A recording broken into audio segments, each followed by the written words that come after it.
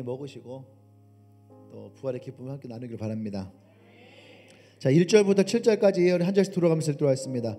그 후에 예수께서 디베랴 호수에서 또 제자들에게 자기를 나타내셨으니 나타내신 일은 이러하니라.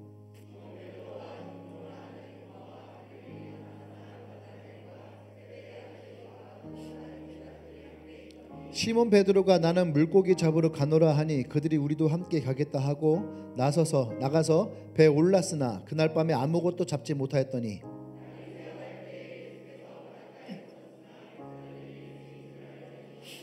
예수께서 이르시되 얘들아 너희에게 고기가 있느냐 대답하되 없나이다.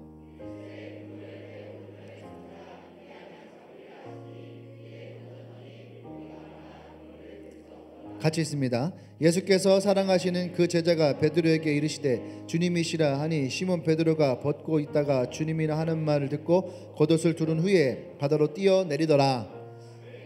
아멘. 말씀 제목을 읽겠습니다. 시작. 부활신앙으로 살아야 하는 이유. 네, 우리가 그냥 신앙생활 하면 되죠. 굳이 우리가 부활신앙이라는 말을 하면서 부활신앙으로 살아가는 이유가 있을까?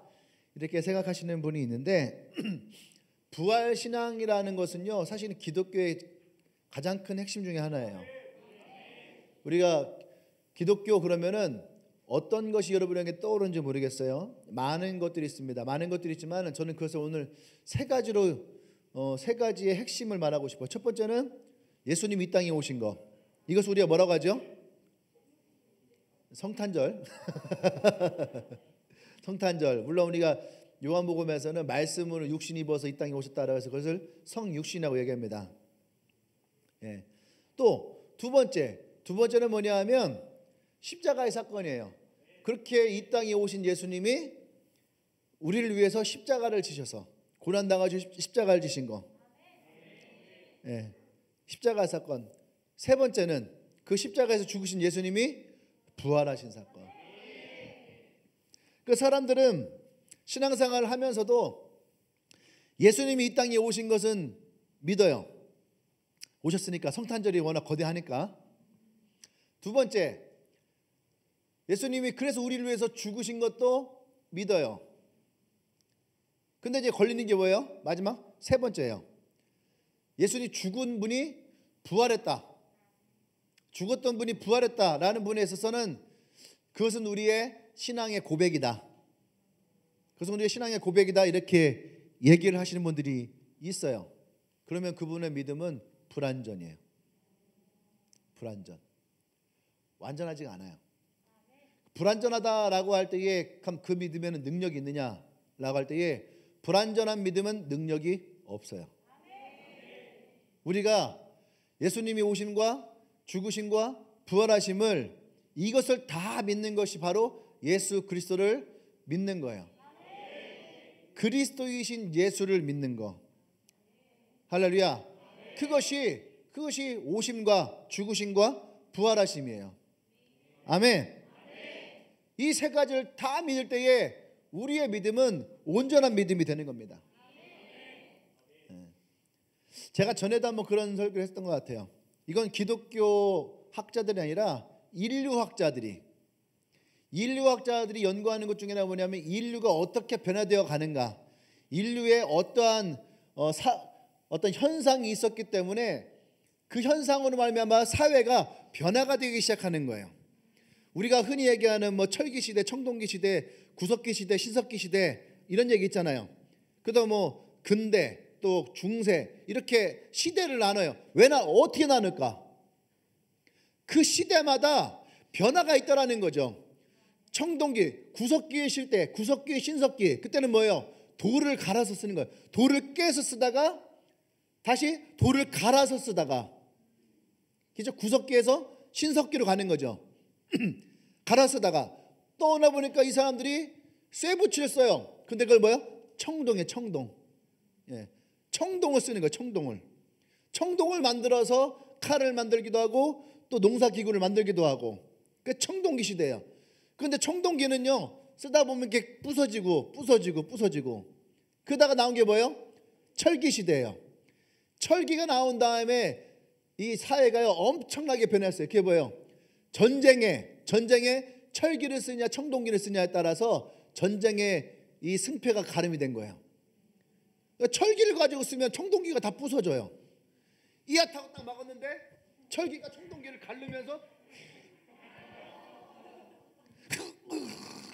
이런 거 아마 여러분 영화에 많이 보셨을 거예요. 그렇죠? 예. 막았는데 갈라졌어요. 그냥 그게 철기가 가지고 있는 능력이에요. 그래서 그런 철기 시대를 살아가다가 이제 사회가 발달되기 시작하는 거죠. 예? 그러면서 이제 어떤 중세 사회가 시작이 되어지기도 하고, 그러니까 그 시대마다 변화되는 변환점들이 있는 거예요. 그런데 놀라운 것은 뭐냐 하면 우린 지금 몇 년도로 살고 있어요? 2022년을 살고 있어요. 이거 교회에서 만들었을까요? 안 만들었어요. 2022년 이것에 대해서 교회에서 만들었다면 수많은 다른 종교가 태클을 걸겠죠. 그럼에도 불구하고 우리는 어떻게 해요? 현재 전 세계가 다 2022년을 살아가고 있어요. 아멘. 오늘이 며칠이에요? 날짜를 몰라서 물어본 거예요. 4월 17일. 4월 17일. 어느 나라는 아직 4월 16일일 수도 있고, 그죠? 어느 나라는 4월 18일일 수도 있지만 전 세계가 동일하게 그 시기가 같다라는 얘기예요. 그 시간이 같이 지나가고 있는 거죠. 아멘. 해의 움직임에 따라서 어디는 저녁일 수도 있고 어디는 낮일 수도 있고 어디는 새벽일 수도 있지만 동일하게 우리는 2012년도 4월 17일을 중심으로 살아가고 있는 거예요. 다시 말해서 부활절을 중심으로 지금 살아가고 있는 거죠. 제가 말하고자 하는 것은 뭐냐 하면 인류학자들이 이 시대를 구분할 때에 예수님이 오심과 오시지 않음, 이것으로 지금 구분하고 있죠. 또 하나의 놀라운 것은 뭐냐 하면 인류학자들에 있어서 어떻게 교회가 폭발적으로 일어나게 됐을까? 어떻게 교회가 예루살렘이라는 작은 동네에서 시작했다가 이것이 전 세계로 퍼질 수 있었을까?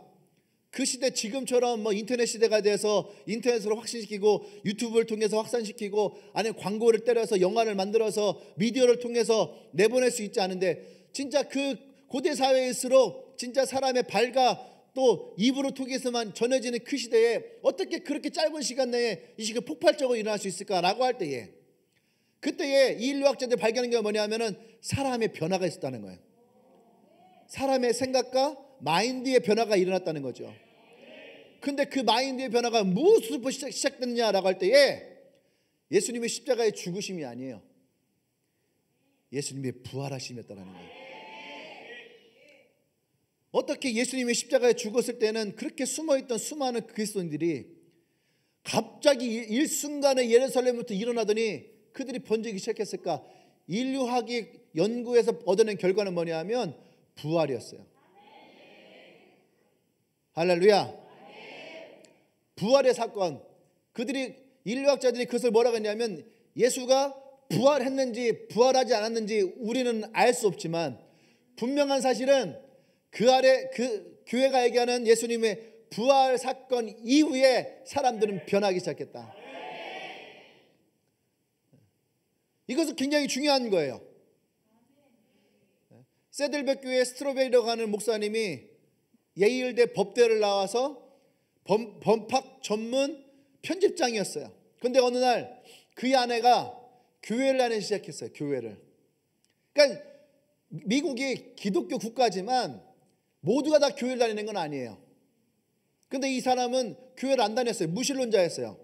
아내도 무신론자였어요. 근데 누군가의 초청을 받고 그들과 함께 차를 마시고 밥을 먹다가 그가 예수님을 만나게 되고 교회를 가게 된 거예요. 근데 어느 날 남편에게 얘기한 거예요. 여보, 나 이제부터 교회를 다닐 거야. 그랬더니 그 남자에게서는 그 남자가 어떤 생각이냐, 이제는 내 아내와 나는 다른 세계를 살게 되겠구나. 그러다가 어느 날 우리는 헤어질 수도 있겠구나. 이렇게 생각을 한 거예요. 그런데 아내가 교회를 갔어요. 그러면은 분명히 자신이 생각했던 단절이 나야 돼. 단절. 부부로서의 단절이 생겨야 되는데 어느 날부터 아내가 오히려 더 가정적이 되어지고 더 남편과의 관계가 좋아지기 시작한 거예요. 그 남편이 자기가 생각했던 교회와 기독교가 좀 이렇게 뭔가 괴리감이 생기기 시작한 거죠. 그래서 어느 날 아내에게 한 거죠. 여보, 나도 당신을 따라서 교회를 한번 가보고 싶은데 나도 갈 수 있을까? 그래서 그 교회를 나가기 시작했습니다. 그 설교를 듣다가 이분의 마음에 찾아왔던 건 딱 두 가지였어요. 똑같이 세 가지였어요. 첫 번째, 예수가 정말 이 땅에 왔을까? 정말 예수가 죽었을까? 십자가에 죽었을까? 그리고 세 번째, 정말로 그 예수가 부활했을까? 그래서 이분이 이제 법학 전문 편집장, 예일대 출신이니까 얼마나 똑똑하겠어요.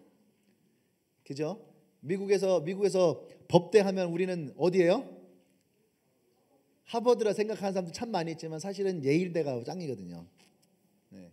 근데 그 예일대 법대 그리고 나와서 전문 편집장, 그러니까 글 쓰는 게 얼마나 이게 논리적이겠어요. 근데 그분이 내가 예수가 가짜다라고 하는 것을 밝혀내겠다. 그래서 이제 글을 쓰면서 첫 번째 전제를 딱 걸었어요. 예수는 가짜다. 그걸 시작으로 해서 이분이 미국에 아주 유명한 예수님에 대한 아주 유명한 신학자들, 목사님들을 섭외를 했어요. 분야별로. 그 질문을 10가지인가 10몇 가지 질문을 달아놨어요. 그 책이 예수는 역사다라고 하는 이렇게 두꺼운 책인데 여러분이 읽지는 못할 거예요. 상당히 두꺼운 책이에요. 제가 대학교 다닐 때에 대학원 다닐 때였나? 대학교 다닐 때나 도서관에 갔는데 예수는 역사다는 책이 딱 있는 거예요. 근데 그게 눈에 딱 들어오는 거예요.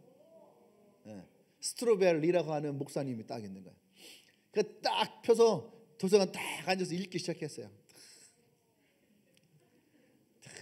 지금까지 얘기가 한 열 몇 페이지 이야기예요. 이거 가지고 지금 20년째 써먹고 있는 중이에요. 그래서 전체는 다 못 읽고 목차랑 그 앞에 부분에 있는 부분들만 읽었어요. 나도 힘들더라고. 근데 도전하실 분은 도전하십시오. 도전했으면 사실 지난주에 했어야 돼. 고난주간에.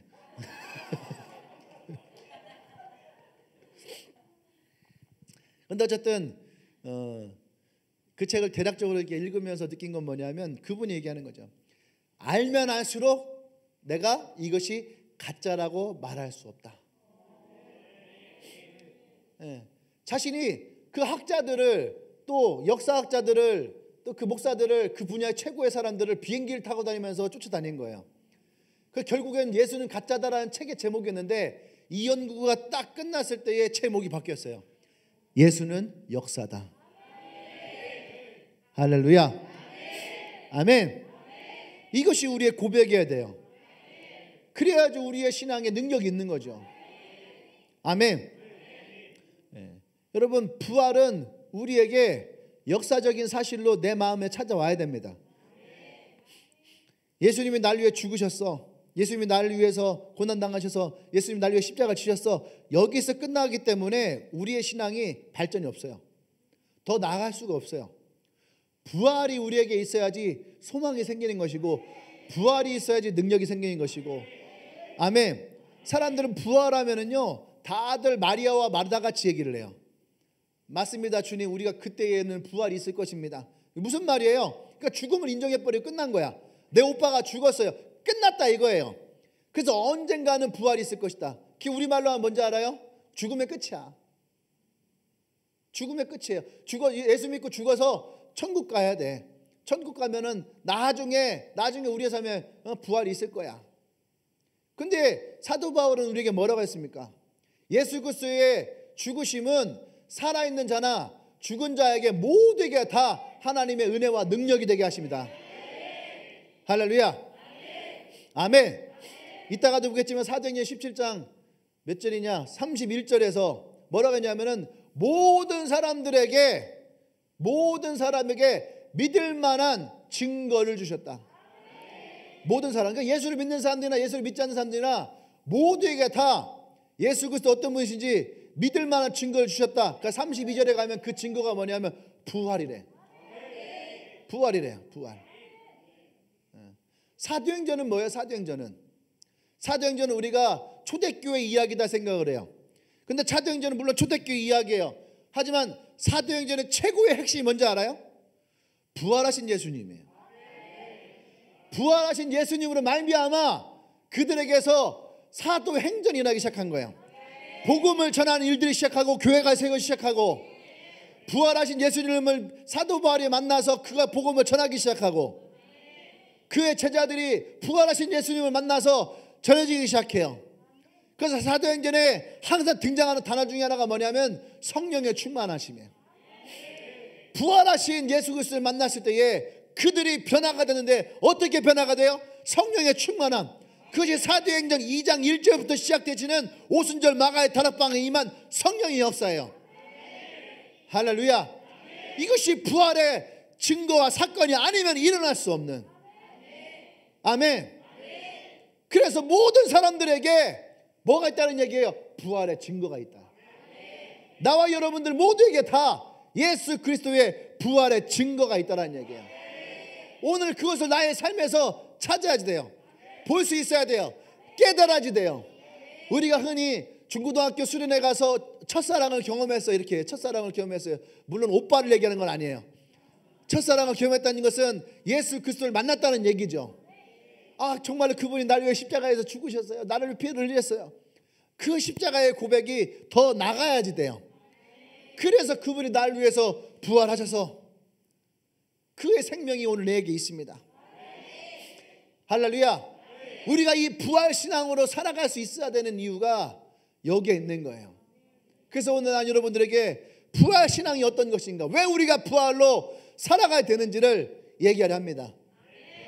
아멘. 첫 번째는 부활절은요, 죽음이라고 하는 단절을 이어짐으로 바꿔버렸어요. 이게 중요해요. 단절을 부활은 이어짐으로. 이게 무슨 말이에요? 우리의 문장 부호 중에 이음표라는 게 있어요. 이음표. 예. 이음표가 뭐예요? 보세요. 부활하고 여기에 짝대기 하나 딱 거져요. 그 이음표예요. 이음표. 부활하고 짝대기 딱 거져요. 그리고 이 부활에 대해서 여기가 설명이 쫙 돼요. 그러다가 여기에서 이음표가 딱, 여기 이음표가 하나 딱 다 생겨요. 여기에 딱 생겨라 뿅. 자, 이렇게 되면 뭐냐면은 이 이음표는 그냥 부활에 의해서 문장의 중간에 이 단어를 설명하기 위해 넣은 거예요. 그리고 나서 부활하는 이유, 이렇게 글은 이어지게 되어 있는 거죠. 이게 이음표예요. 이음표. 이음표의 역할은 뭐냐? 이 부활이, 이 문장 중간에 이 부활이 어떠한 의미인지를 설명하기 위해서 거기에다가 넣게 되어 있는 거죠. 아멘? 그러니까 이것은 부연을 하거나 보충을 하거나 다른 말로 설명하는 거예요. 다른 말로. 이해됐죠? 그러니까 부활이라는 것은 뭐냐면요, 부활이라고 하는 것은요, 단절이라고 하는, 단절, 여기다 써봐요. 밑에다가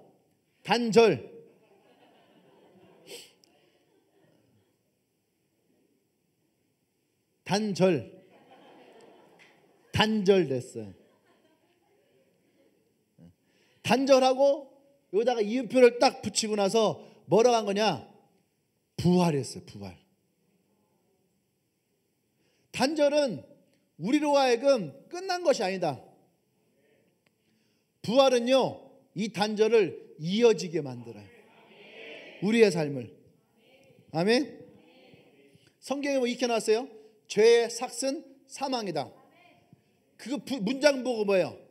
죄, 그 다음에 이코르 는, 알죠? 그 다음 뭐예요? 죽음. 잘했어요.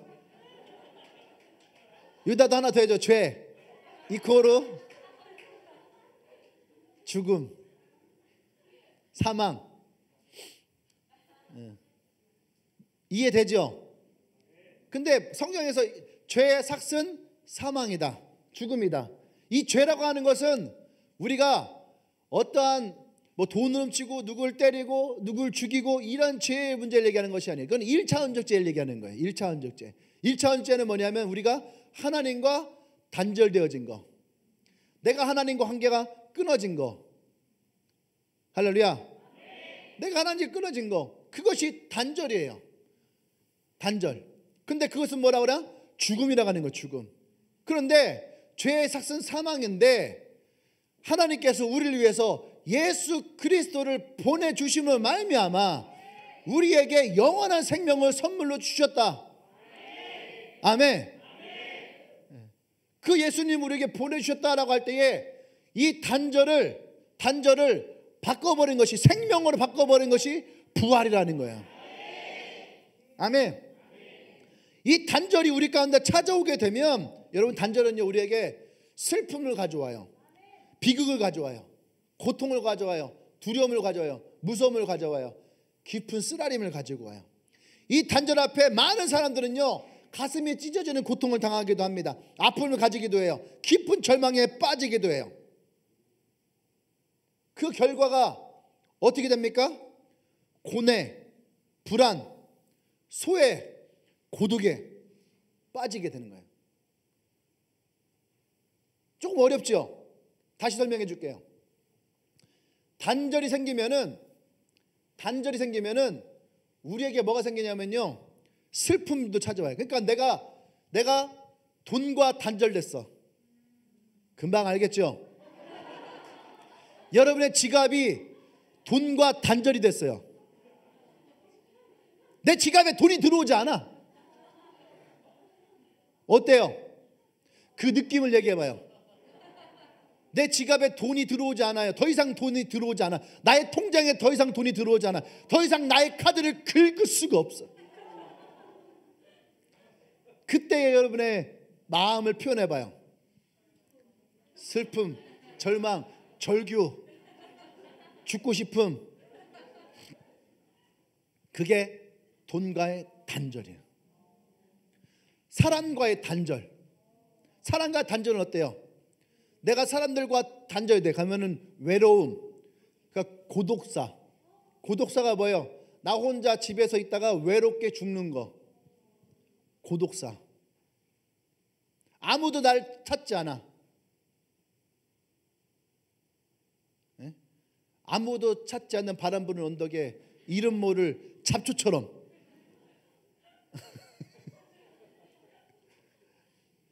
그런 인생 생각해봐요. 아무도 나를 찾지 않는 인생이에요. 얼마나 외롭고 고독해요. 근데 이 단절은 뭐예요? 단절. 하나님과의 단절. 그러니까 하나님과 단절을 경험하고 나니까 인류가, 사람이 어떻게 되는 줄 알아요? 고독해져요. 소외를 느껴요. 그래서 나온 게 뭔지 아십니까? 나는 누구인가? 나는 어디로부터 왔는가? 그래서 나는 어디로 가는가? 왜 인류가 이 질문을 던지는지 여러분 이해가 됩니까? 하나님과 단절됐기 때문에. 아까 소크라테스가 나왔는데 소크라테스도 이 질문에 대해서 답을 찾지를 못해요. 아리스토텔레스 찾지를 못해요. 근데 플라톤이 이 고민을 깊게 했어요. 플라톤이. 들어는 봤어요. 플라톤. 플랑크톤 아닙니다. 플라톤이에요.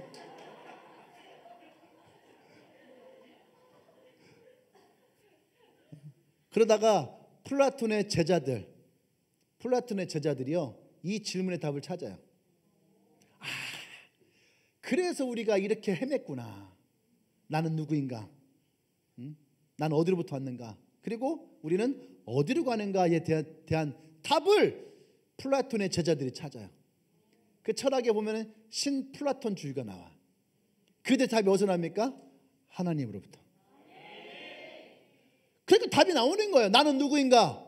하나님의 자녀, 하나님 만든 창조물. 어디로부터 왔는가? 하나님으로부터. 어디로 가는가? 우리가 죽어서 하나님 있는 천국으로. 그러니까 그들이 가지고 왔던 모든 것이 다 해결돼요. 왜? 단절이 끝난 거예요. 할렐루야. 우리에게 뭐예요? 우리에게는 죄가 이 땅에 들어왔단 말이에요. 그래도 모든 사람들이 다 죄가 범해졌단 말이에요. 뭐 하나님과의 관계가 끊어진 단절. 모든 사람들이 죄에 범했기 때문에 누구도 다 하나님의 영광에 이르지 못하였다. 성경 그렇게 얘기를 해요. 근데 예수 그리스도가 부활하심으로 말미암아, 할렐루야. 요한복음 17장 1절에서 아버지의 때가 이르렀사오니 아들을 영화롭게 하사. 아버지의 때가 언제예요? 예수 그리스도 십자가에 죽은 거예요. 그때가 이르렀어요. 예수님이 십자가에서 죽음을 당해요. 그런데 죽음이면 슬픔인데 아버지의 때가 이르러서 십자가에 예수 그리스도 죽게 됐는데 예수 그리스도는 뭐라고 그래요? 그것을 나를 영화롭게 하는 것이다. 그것이 부활이에요. 부활. 할렐루야. 모든 사람이 죄를 범하였기 때문에 하나님의 영광에 이르지 못했는데 모든 사람이 죄를 범하였던 그때에 예수 그리스도의 부활이, 그 단절 가운데의 부활이 우리에게 오므로 모든 사람들이 다 하나님의 영광에 이를 수 있게 한 거. 하나님의 영광이 끊어졌던 인생에게 하나님의 영광으로 이어지게 만든 거. 너와 나와 관계가 끊어졌는데 너로 인해서 우리의 관계가 회복되어지는 거. 그것이 부활이에요. 할렐루야. 이 부활이 우리에게 찾아올 때에 우리에게 있던 모든 단절은 소멸되기 시작합니다. 아멘. 단절로 찾아왔던 내 마음의 슬픔, 고통, 아픔, 두려움들이 사라지게 되는 거예요. 아멘. 그리고 우리에게 생명으로 찾아오는 거죠. 고난과 절망은 우리에게 소망과 하나님의 기쁨으로 변화되는 것, 그것이 부활이에요. 아멘. 여러분, 그래서 우리에게는 이 부활이 중요한 거예요. 부활은 단절을 종식시켜버리고 하나님과 우리를 이어지게 만드는 그 삶을 가져오게 되어 있어요. 요셉이라는 사람이 있어요. 요셉은 꿈을 꿨습니다. 하나님이 주신 꿈을 꿨어요. 그리고 이 꿈을 꾸고 너무너무 좋았어요. 야, 내가 이런 인생을 살 수 있겠구나 하고 꿈을 꿨어요. 근데 그 인생에 고난이 찾아왔어요. 형들이 요셉을 질투하고 미워해서 요셉을 죽이려고 그랬어요. 그러다가 죽이지 못하겠고 그래서 요셉을 노예로 팔려버렸어요. 그러면 우리는 생각을 하는 거죠. 아, 내가 하나님의 꿈을 꿨는데 지금 내가 여기 왜 있는 거지? 자신이 소외된 거, 가족들로부터 소외된 거. 그리고 노예 생활하면서 얼마나 고독하고 외로웠겠어요. 얼마나 절망 가운데 빠졌겠어요. 얼마나 미움과 슬픔과 원망이 요셉의 마음 가운데 찾아왔겠어요. 그의 마음이 어떻게 해요? 단절되는, 가족에게서 단절되어지고. 근데 이 요셉은 그 상황 속에서도 어떻게 돼요? 하나님과의 관계가 이어지고 있다는 거예요. 아멘. 나중에 창세기 50장에 가면 어떤 일을 합니까? 그의 형들이 다 이제 오게 돼요. 그때 요셉이 형들에게 얘기를 해요. 뭐라고 하냐면, 당신들은 나를 해하려 하였으나 하나님께서는 그것을 선으로 바꾸사 오늘과 같이 많은 백성의 생명을 구원하게 하시려 하셨나니. 아멘. 분명히 요셉의 인생은 단절로 끝났어야 되고 죽음으로 끝났어야 되는데 그 요셉은 하나님의 섭리 가운데에 총리가 되어져요. 단지 그 한 사람만이 하나님의 축복으로 총리가 돼서 끝난 인생이 아니에요. 하나님이 이 부활을 통해서 우리의 삶을 이으시게 하는 것은 그 사람을 향한 하나님의 계획이 살아있다는 거예요. 여러분을 향한 하나님의 계획이 살아있다는 얘기예요. 이 요셉을 통해서 어떻게 됩니까? 이스라엘이 단절로 끝난 것이 아니었어요. 하나님이 이스라엘을 나라로 만들기 위한 이음이었다는 얘기예요. 할렐루야. 이게 뭐라 했었어요? 요셉의 노예됨. 그리고 이음줄 긋고 뭐랍니까? 이 노예됨은 요셉이 노예를 끝나는 것이 아니라 훗날 하나님이 요셉을 총리로 세우시고 하나님이 이스라엘 백성을, 이스라엘을 계획하신 하나님의 나라를 세우시기 위한 하나님의 계획을 함이라. 그 이음줄이에요. 노예는, 그러니까 요셉의 노예는 하나님의 계획이라는 거예요. 할렐루야. 아멘. 이것을 우리가 이해하고 받아들일 수 있어야지 지금 여러분들의 삶 가운데 찾아온 고난이 있고 아픔이 있고 어려움이 있을 때에 그때 여러분의 이음줄이 생기는 거예요. 근데 여러분들이 이 부활하신 주님을 인정하지 않으면 교회 와서 맨날 허구한 나 맨날 울기만 하는 거. 왜 내가 이렇게 슬프고 힘들고 어렵고 아프고 고통스럽고 소외되고 이런 인생만을 살아가야 됩니까? 그런데 주님이 나를 위해서 이 십자가를 치신 것을 내가 믿습니다. 이 고통과 아픔과 상처 아픈 거고 주님이 다 회복시킨 것을 믿습니다. 그러니까 맨날 와도 똑같은 거예요. 그러니까 맨날 다른 사람들한테 위로만 받으려고 하고 다른 사람들한테 격려만 받으려고 하는 거예요. 근데 부활하심이 우리 안에 들어와 있으며 이 부활하심은 우리로 하여금 하나님의 샘솟는 은혜가 일어나게 돼요. 아멘. 네. 이것은 여러분들의 삶에서 여러분들이 발견해야 돼요. 내가 예수 그리스도의 첫사랑을 만났던 것처럼 여러분들이 이 부활한 주님을 만나야 돼요. 찬양에서 만나던 기도에서 만나던 말씀 보면 만나던 여러분들이 그 주님을 고백해야 돼요. 진짜 예수 그리스도의 고백은 그분의 죽으심과 이 부활하심의 고백으로부터 나오는 능력이에요. 할렐루야. 아멘. 그래서 여러분 두 번째는 뭐냐면 부활은 그래서 끝이 아니라 시작이다. 따라서 부활은 끝이 아니라 시작이다. 네. 단절이면 끝이잖아요. 근데 이어졌다라는 얘기예요. 이어졌다라는 것은 이것이 끝이 아니란 얘기예요. 새로운 시작이 지금 되는 거죠. 시작이에요, 시작. 아까 이제 문장부로 했으니까 또 이것도 문장부 합시다. 죽음 그러면 뒤에 뭐 해야 돼요? 마침표가 가야 되는 거예요. 모든 사람들은요 죽음을 다 마침표로 얘기해요. 죽으면 끝이야. 그래 안 그래요? 죽으면 끝이야. 죽으면 그만이야. 야, 너 이렇게 살아도 필요 없어. 죽으면 끝이야. 너 악착같이 돈 벌어봤자 소용없다니까. 죽으면 끝이야. 사람들은 죽으면 끝이다 이렇게 얘기를 해요. 근데 이 말은요 놀라운 의미를 가지고 있어요. 놀라운 의미. 죽음이 어떠한 의미인지를 사람들이 알고 있다 없다? 알고 있어요. 알고 있는데 이 죽음 앞에서 인간이 얼마나 초라한지를 알고 있는 거예요. 죽음 앞에서 얼마나 인간이 무기력한지를 알고 있는 거예요.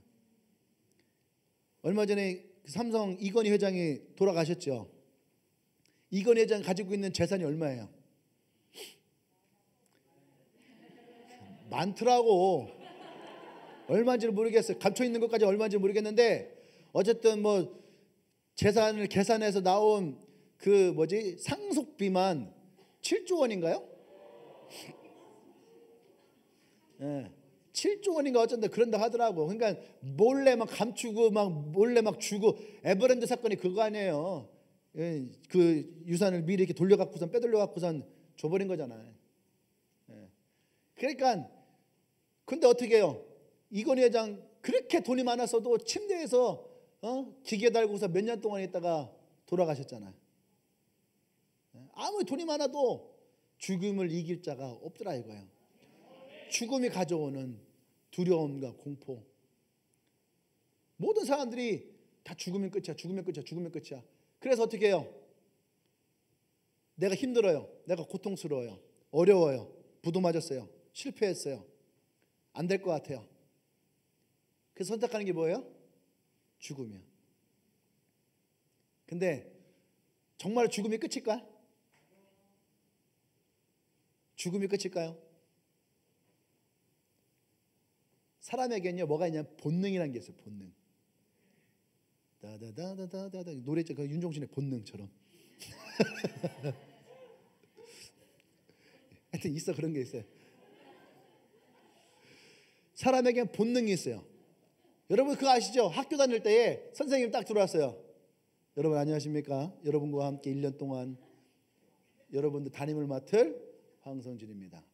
딱 할 때 아 이놈의 새끼 이건 장난 아닌데 잘못 걸리면 죽겠는걸.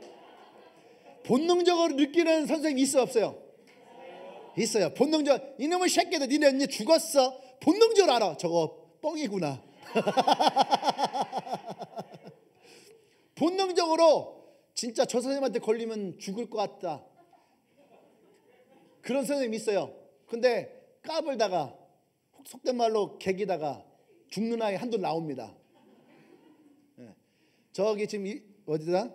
세일고등학교 지금은 뭘 바뀌었죠? 이문고등학교 영어 선생님이 있어요.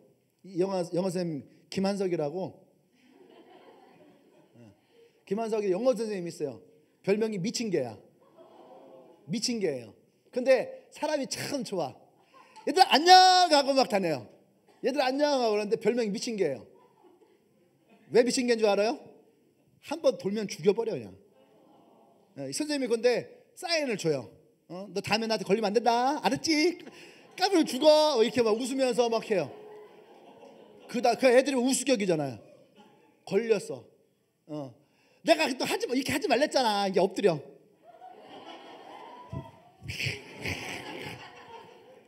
한 번 걸리면 반 죽어 막. 그래서 별명 미친 개예요. 미친 개. 네. 제가 웃을 때 조심해라. 혹시 이문고등학교 나온 사람 있나? 네. 검색해보면 나올 거예요. 근데 본능적으로 아는 거예요. 그러니까 사람들이요, 죽으면 끝이다 생각해서 끝난 건데 어때요? 죽음 앞에 가서 두려워해요. 죽음을 맞이하는 걸 두려워해요. 죽음을 회피해요. 교도소에서 사형을 받는 사형수들, 그분들이 사형원고를 받잖아요. 그러면은 다들 까짓 거 죽으면 되지. 근데 당일날 아침에 본능적으로 하는 거야. 5670 허승환 면회. 근데 본능적으로 오늘 내가 뭐예요? 죽는구나. 그러면은 막 싫다고 막 끌고 가요. 죽음이 끝이면은 두려울 필요 없잖아요. 안 그래요? 죽음이 끝이면 두려울 게 없어요. 근데 우리에게는요, 영과 육과 혼이 있어요. 내 혼과 육은 죽음이 끝이야. 영은 죽음이 끝이지 않은 것을 내가 본능적으로 알아요. 죽으면은 이 영이 어딘가로 간다는 것을 본능적으로 알아요. 그렇기 때문에 죽음이 두려운 거예요. 죽음이 끝이라면 죽음은 두렵지 않아. 왜? 말 그대로 죽음이 끝이니까. 죽으면 내가 지금까지 있었던 고통, 아픔 다 끝인데. 누가 그러더라고요. 야, 죽으면은, 자살하면은 네 고통이 끝날 것 같이? 웃기지 마. 네가 이렇게 죽으면은 이 고통은 영원히 계속될 거야. 더한 고통으로. 그러니까 여러분, 우리는요, 내가 예수를 믿는 사람이나 믿지 않는 사람들이나 다 믿을 만한 증거가 있다는 것이 어디서 나온 줄 알아요? 죽음에서 나와요. 죽음에서. 왜? 모든 사람들은 죽음을 다 두려워하고 있어요. 죽음 앞에서 두려워하고 있어요. 왜? 내 영은 죽음이 끝이 아니에요. 할렐루야. 근데 이 부활은 이 죽음이 끝이 아님을 우리에게 얘기합니다. 그리고 죽음은 우리로 하여금 부활을 통해서 새로운 시작이 일어남을 알리는 거예요. 예수님이 십자가에 죽으셨을 때 사단은 좋아했어요. 사람들은 좋아했어요. 예수의 제자들은 절망에 빠졌어요. 왜? 죽음을 바라보는 시각이 있었던 거죠. 근데 거기에서 끝났어야 되는데 예수님은 죽기 전에 뭐라 그래요? 다 이루었다. 아니, 죽는 사람이 뭘 이루게 했어요? 죽음에서 무엇을 이뤘어요? 예수님은 우리의 구원을 향해서 십자가에서 다 이루었어요. 할렐루야. 그리고 이 죽으심을 완성은 부활이었어요.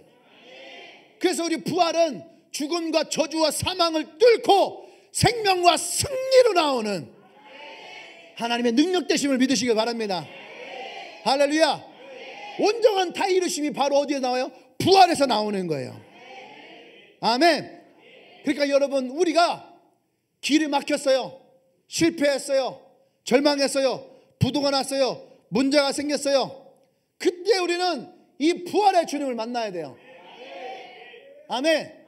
사도 바울은 이것을 경험한 거예요. 내가 죽어야 예수가 사는구나. 내가 죽어야 예수가 사는구나. 내가 죽어야 내 안에서 부활하신 예수님이 살아나는 거예요. 아멘. 사르밧 과부가 있었어요.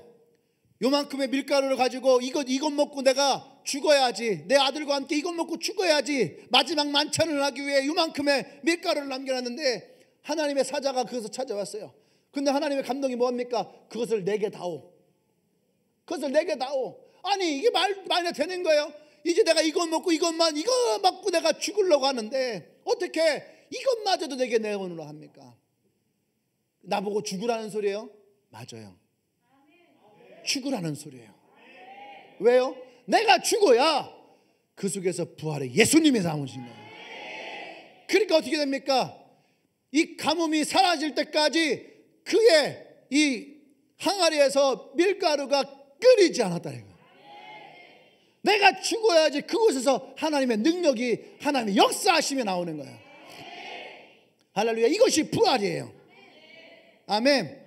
그러니까 우리가 막혔다 해서 실패했다 해서 거기서 포기하면 돼? 안 돼요? 아니에요. 거기에서 하나님의 시작이 일어나는 거예요. 아멘. 요즘에 많은 사람들이 70일 전도하고 그러잖아요. 어려움이 있죠. 나갔더니 뭐 이미 받았어요 하고 막 집어 던지고 막 쌩까고 막 연락하던 연락 끊겨버리고 그럴 수 있어요. 나는 역시 안 되는가? 나는 포기하는가? 아니에요. 거기서 여러분 죽어야 돼요. 거기에서 다시 이 부활의 주님이 내 삶 가운데 일어나야 되는 거예요. 영원한 실패는 없는 거예요. 할렐루야. 그곳에서 다시 하나님의 일하심이 일어나야 되는 거예요. 그때 우리가 부활의 주님을 만나야지 주저앉지 않아요. 절망하지 않아요. 사단은 어느 순간에도 우리가 주저앉고 절망하기를 원하지, 우리가 승리하기를 원하지 않아요. 그래서 우리에게는 부활의 주님이 있어야 돼요. 이 부활의 주님이 있어야 돼요. 오늘 이 성경에 나오는 제자들을 보세요. 누가복음 5장에 가면 똑같은 장면이 나옵니다. 베드로와 그의 형제들이 함께 물고기 잡아요. 그런데 한 마리를 잡지 못합니다. 실패했어요. 그래서 절망했어요.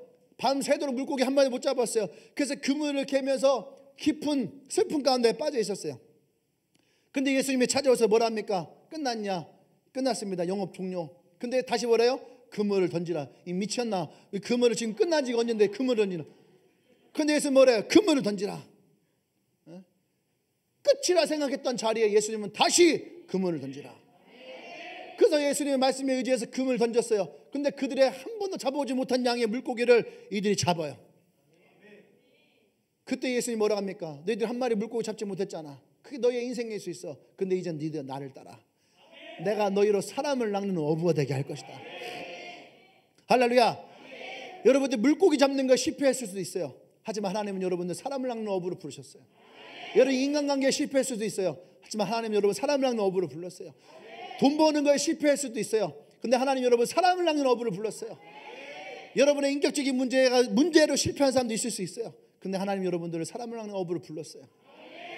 그곳에서 하나님은 다시 이들을 이렇게 세워요.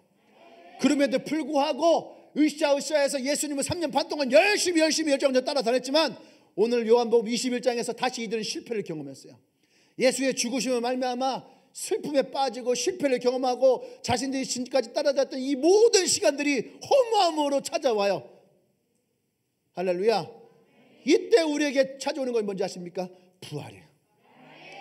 부활의 주님을 만났을 때에 똑같아요. 밤새도록 물고기 한 마리 잡지 못했어요. 근데 이들 다시 예수님 뭐라 합니까? 그물을 던지라. 너희 오른편에 그물을 던지라. 할렐루야. 그때 이들은 다시 예수님의 살아계신 주님을 만나요. 부활한 주님을 만나요. 이때부터 이 제자들의 삶의 태도가 변하기 시작하고 달라지기 시작하는 거예요. 할렐루야. 아멘. 그 새롭게 하신 주님을 만나는 거, 그게 바로 부활이에요. 아멘. 여러분 부활은 끝이 아니에요. 제자로의 시작, 나의 삶의 새로운 시작. 마지막 세 번째는 부활은 그래서 나를 새롭게 하는 고백이어야 됩니다. 그 부활의 주님이 나를 새롭게 하십니다. 그 부활의 주님이 나의 구원자가 되십니다. 그 부활의 주님이 나의 소망이 되십니다. 그 부활의 주님이 오늘도 나를 새롭게 인도하시는 분입니다. 할렐루야. 아멘. 그래서 모든 사람들에게 믿을 만한 증거를 주셨다. 이 증거가 바로 여러분 안에 있어야 돼요. 예수의 부활하심의 증거. 모든 사람들에게 주님은 이 부활하심의 증거를 주셨다라고 얘기를 합니다. 그래서 오늘 이 성경에서 또 흩어져 있던 제자들을 다시 만나요. 오늘 성경에는 디베레 호숫가라고 하지만 또 우리 딴 데서는 갈릴리 호숫가예요. 중국에서 우리 서해를 볼 땐 동해로 하지만 우리는 서해를 서해라고 하죠. 이해되십니까? 그러니까 어느 지역에서 어떻게 보냐에 따라서 지명은 달라질 수 있다는 얘기예요. 예. 오늘 갈릴리 호숫가에 다시 예수님이 찾아왔어요. 처음 부르셨을 때에 그들은요, 그들의 그물과 배를 버리고 예수님을 따랐어요. 그것이 이 갈릴리 호숫가예요. 근데 그들은 예수님을 따르는 것도 실패했어요. 그리고 오늘 물고기 잡는 것도 실패했어요. 근데 이날 부활하신 예수님이 이 제자들을 찾아오셨습니다. 아멘. 제자들은 정말 예수님이 부활하신 것을 보게 되었어요. 그리고 경험하게 되었어요. 아멘. 이 제자들은 부활의 주님을 만났을 때에 그들의 눈이 새롭게 열리는 것을 봤어요. 그들의 생각과 그들의 마음이 새로워지는 것을 경험한 거예요. 아멘. 그리고 그들의 마음의 중심에 부활하신 주님이 찾아왔어요. 그 부활의 주님을 만나므로 말미암아 이들의 눈이 새로워진 거예요. 아멘. 이때에 제자들은 변하게 됐어요. 이때부터 제자들이 변하게 돼요.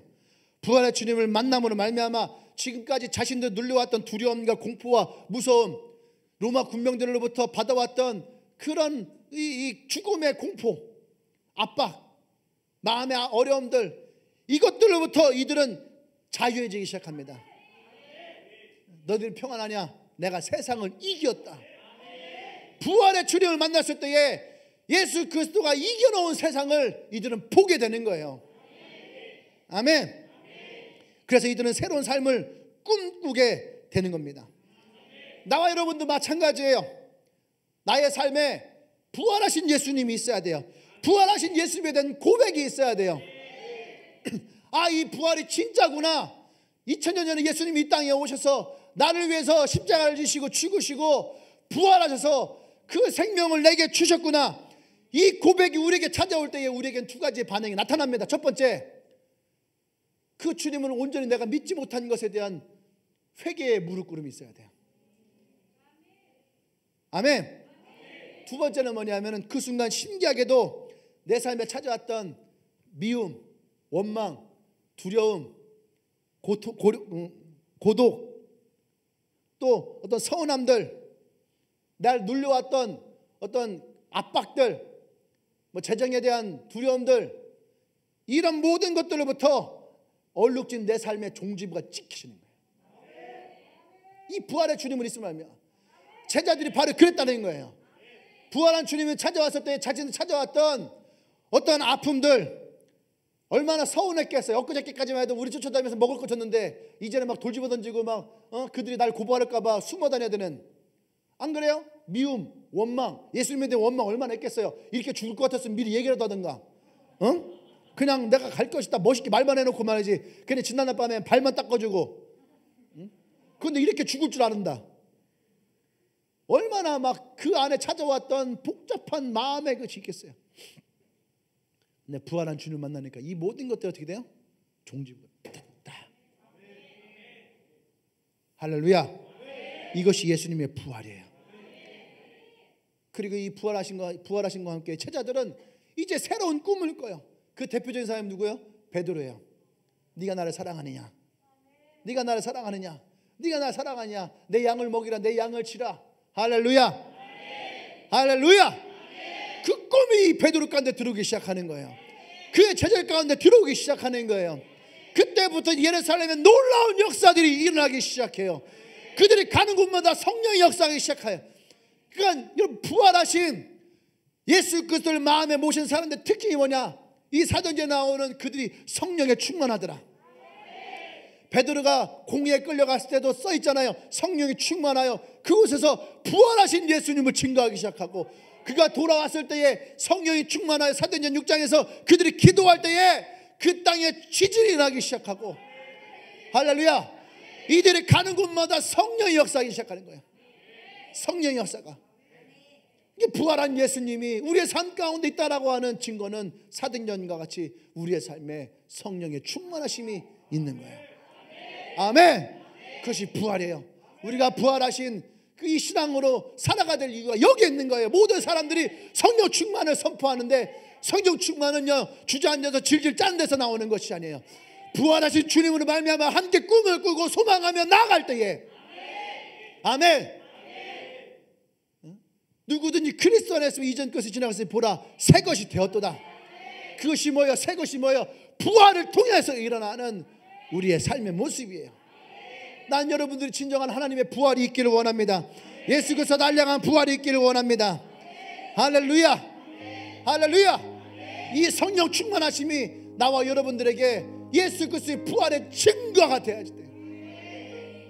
아멘. 다른 그 무엇으로도 설명할 수가 없는 거예요.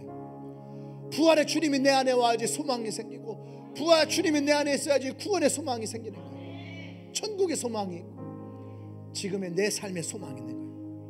오늘 내가 죽을 것 같았는데 부활하신 예수님을 만남으로 말미암아 내가 다시 일어날 수 있는 거예요.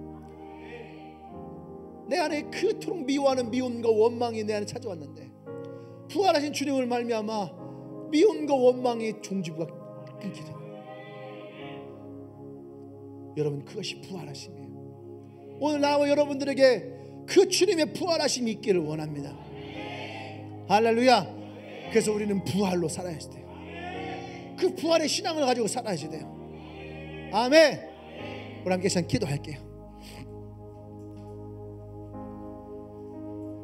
여러분 마음 가운데 아직까지도 미움이 있어요? 원망이 있어요? 두려움이 있습니까? 걱정이 있습니까?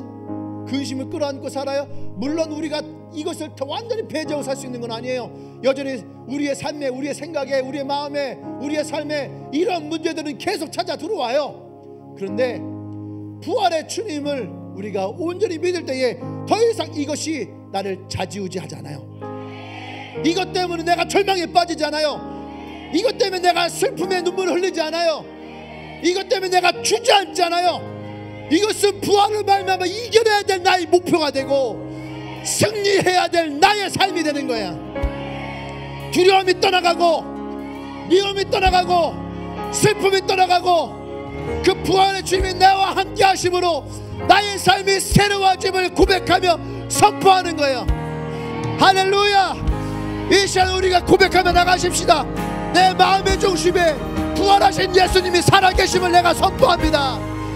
내 안에 찾아왔던 이 모든 마음들을 내가 끊습니다.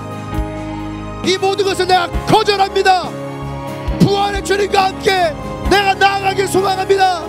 우리 주 한 번에 찍어 기도합니다. 주여,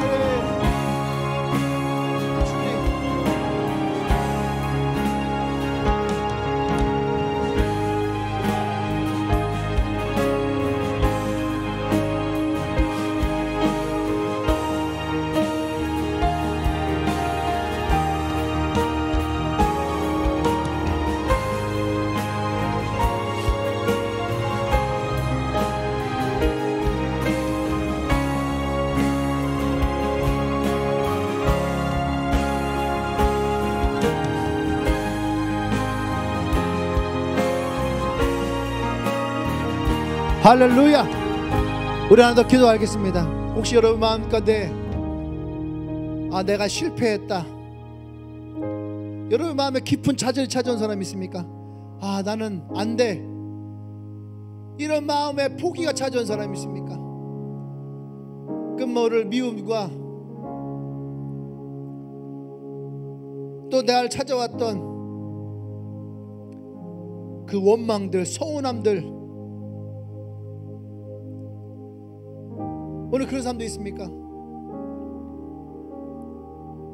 오늘 그 사람들은 한번 자리에서 일어나십시오. 주님, 나도 모르게 내가 포기하고 주저앉고 실패했다 생각되고, 그래서 내 마음에 원망이 찾아오고 서운함이 찾아오고 미움이 찾아왔습니다. 오늘 그런 사람들은 가슴에 손을 얹고 기도하십시다. 부활의 주님을 내가 고백합니다. 부활의 주님을 고백합니다. 내가 실패도 없고 좌절도 없음을 선포합니다. 지금 나의 삶은 이윤표의 삶을 살고 있고, 지금 나의 삶은 내가 그리스도와 함께 다시 일어날 회복의 때를 바라보고 있음을 선포합니다. 주님, 오늘 내 마음 가운데 하나님의 새로운 시작을 부어주시옵소서. 부활의 주님을 고백함으로 말미암아 나의 삶이 새롭게 시작됨을 선포합니다. 할렐루야. 기도하겠습니다.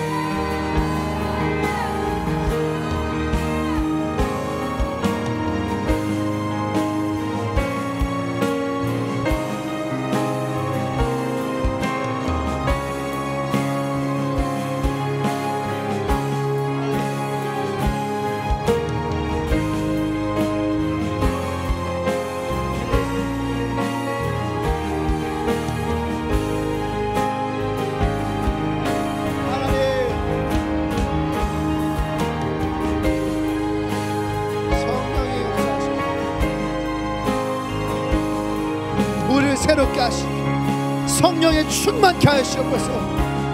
그래서 부활의 주님과 함께 우리의 삶의 승리가 있길 원합니다. 하나님, 기름 부어 주시옵소서. 실패했던 제자들과 같이 주님이 찾아오셔서 우리의 마음을 새롭게 하여 주시옵소서.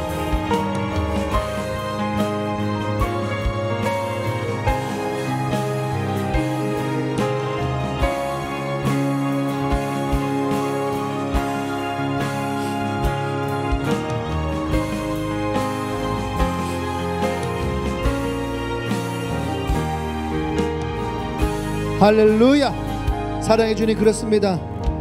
부활의 주님이 지금도 우리와 함께 하심을 고백합니다. 그 부활이 나와 함께 함으로 우리가 승리가 있습니다. 생명이 있습니다. 소망이 있습니다. 새로운 꿈을 꿉니다. 사도행전의 제자들이 선포하며 나갔듯이 이 사도행전의 역사가 이 땅에도 동일하게 우리에게 있기를 원합니다. 우리 한 사람 한 사람 삶에 이들의 셀과 또 교회와 이 나라와 민족 위에 하나님, 이 부활하심의 능력이 일어나기를 원합니다. 하나님, 기름 부어 주시옵소서. 오늘 특별히 이 자리에서 일어나며 이 부활의 주님을 입술로 고백하며 나아갑니다. 하나님, 이 부활의 기쁨을 허락하여 주시옵소서. 성령의 능력을 허락하여 주시옵소서. 성령의 충만하심으로 살아가는 인생 되어지도록 주님 기름 부어 주시옵소서. 이제는 우주 예수 그리스도의 구속의 은혜와 하나님의 크신 사랑과 성령의 교통 역사하심이 이 부활의 아침을 맞이하며 이제 이 부활의 주님과 함께 살아가기를 고백하며 오늘 나의 삶을 주님께 드리며 성령의 충만함을 구하며 나가는 주님에게 모든 성도들 위해 지금부터 영원토록 함께 하시기를 간절히 축원하옵나이다. 아멘. 할렐루야. 살아계신 주님을 선포합니다.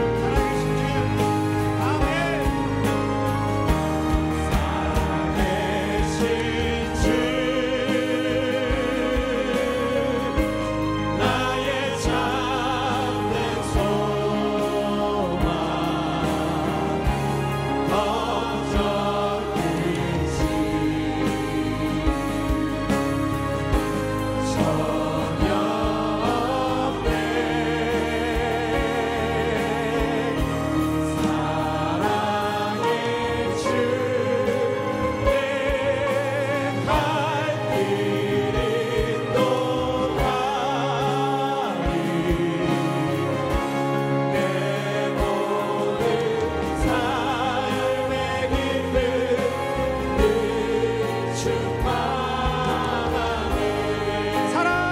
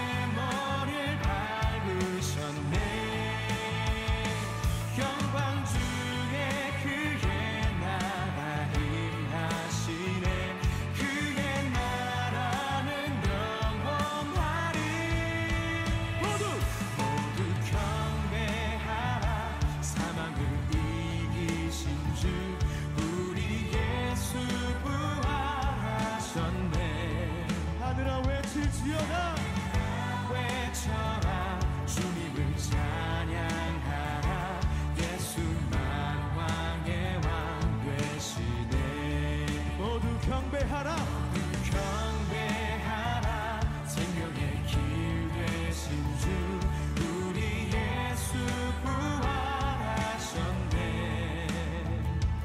땅들아 외쳐라 주님을 찬양하라 예수만 왕의 왕 되시네 우리의 마음을 들으며 우리 선포하며 나아갑시다 찬양하라 여호와 독생자 예수 사단의 머리를 밟으셨네 영광 중에 그의 나라 임하시네 그의 나라는 영원하리 한 번 더 찬양하라 독생자 예수 사단의 머리를 밟으셨네 영광 중에 그의 나라 임하시네 그의 나라는 영원하리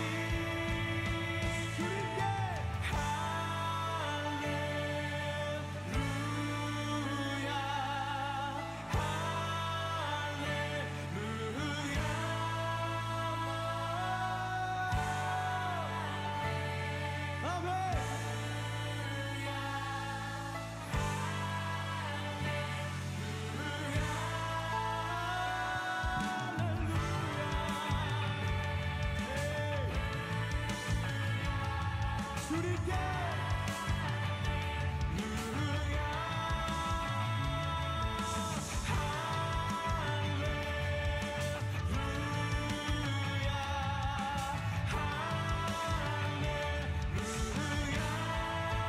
모두 경배하라 생명의 길 되신 주 우리 예수 부활하셨네 우리 두 손 들고 선포합시다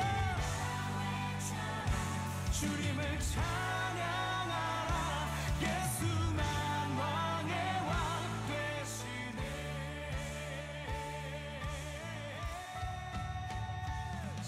찬양하라 여호와 독생자 예수 사단의 머리를 밟으셨네 영광 중에 그의 나라 임하시네 그의 나라는 영원하리 찬양하라 여호와 독생자 예수 사단의 머리를 밟으셨네 날 위해 영원 중에 그의 나라 임하시네 선포합시다